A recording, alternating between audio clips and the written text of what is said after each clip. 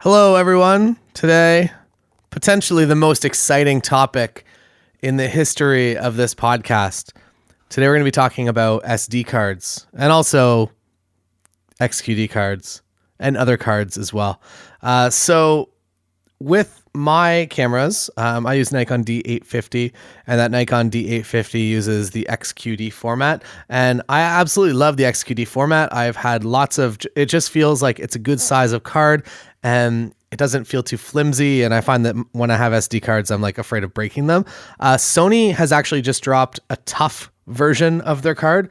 Paul Giroux got one. I'm going to order one immediately as soon as I stop this podcast because I've just remembered it as I've been speaking. But I'm interested to see how like a more tougher SD card actually looks and performs, because they all should be made like rock solid, but unfortunately they're very flimsy and plasticky. So I got a few questions on the Patreon. One is Tim saying, do you find it necessary to replace cards within a certain time frame to prevent corruption? Heard some friends mention that they replace cards each year. Curious on thoughts and opinions. And James Pierce asks, what SD cards do you recommend?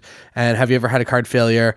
And how many do you use during a wedding? So I will answer all sections of those questions. I'm going to answer them in reverse order here. So James, the second part of his question was, have you ever had a card failure, and how many do you use during a wedding?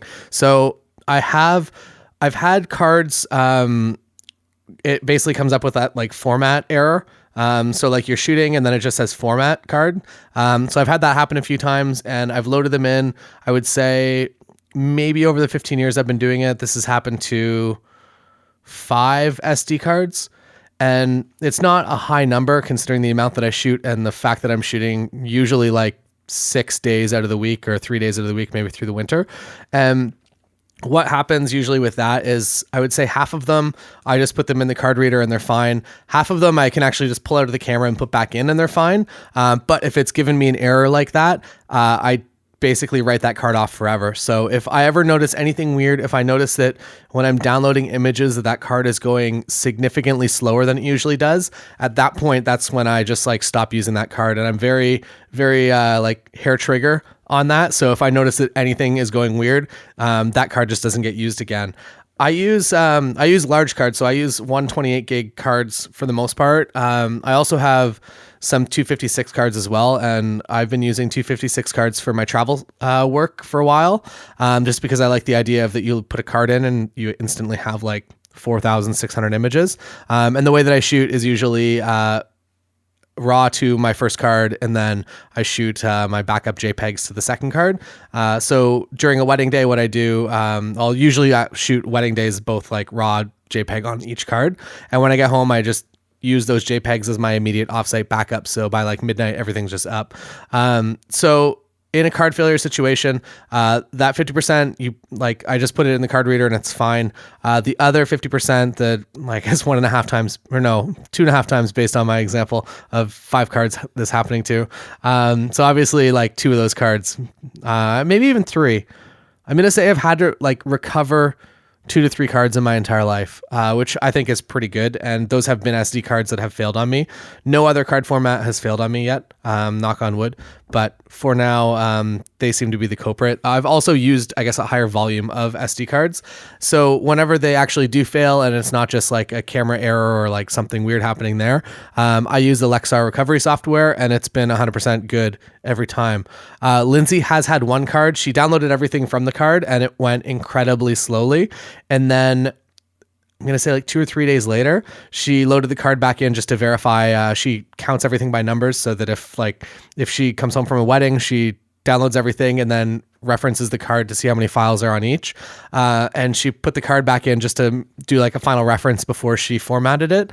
And it wouldn't read in the computer. And it also wouldn't allow to be recovered either, because I just wanted to try it to see for my own personal interest. So that card somehow completely just like killed itself. Not sure how we were able to load the photos off of it, no problem.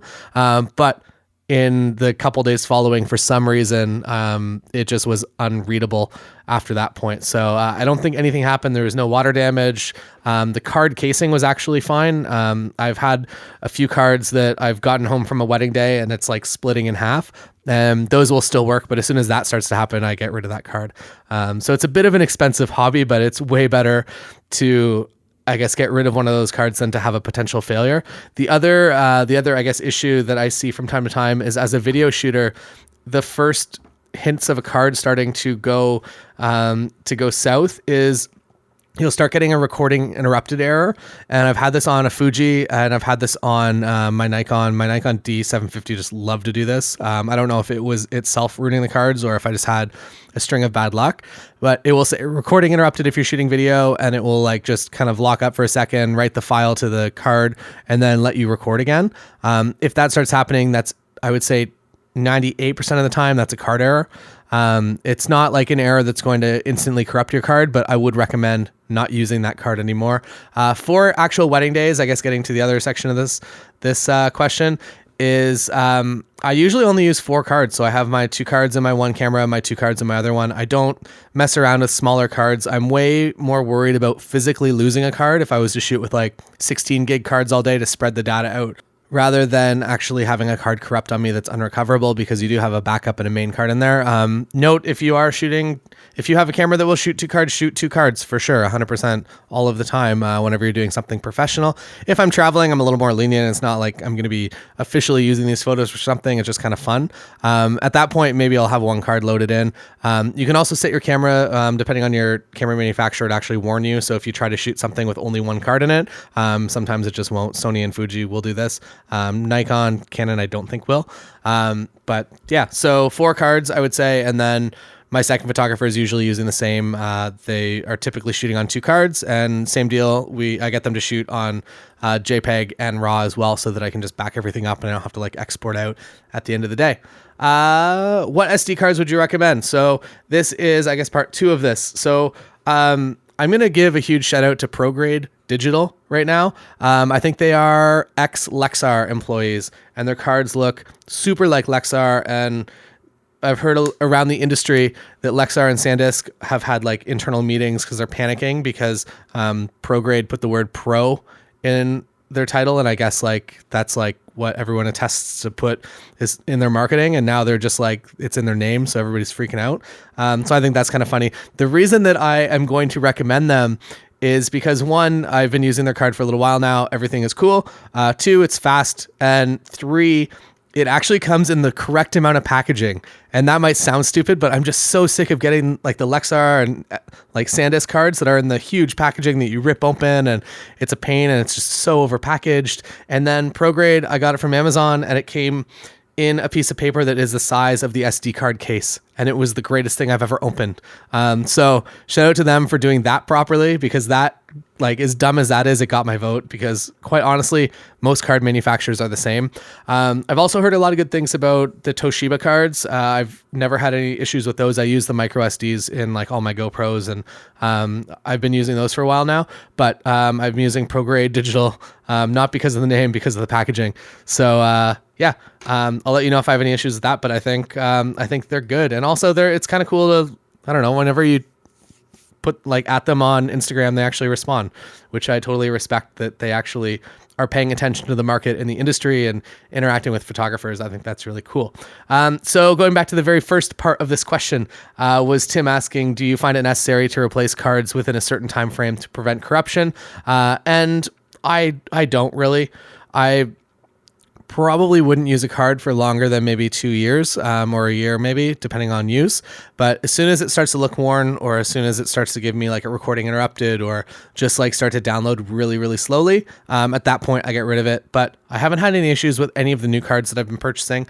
Anything that kind of has those like the 2 pads, I don't know if you know what I'm talking about, but the old SD cards only had like kind of the one row of pads, and the newer ones all have kind of 2 rows of pads, and so far no issues with them. The other one that I will mention is the Sony G series has an incredibly fast read/write speed as well. ProGrade has similar, but the Sony ones are like 300 megabytes a second up and down, and that is a pretty fast SD card. The only, I guess, thing that I've noticed with that is that the reason that I would use a fast SD card is to be able to clear out my buffer very quickly and efficiently if I'm shooting photo and video coverage.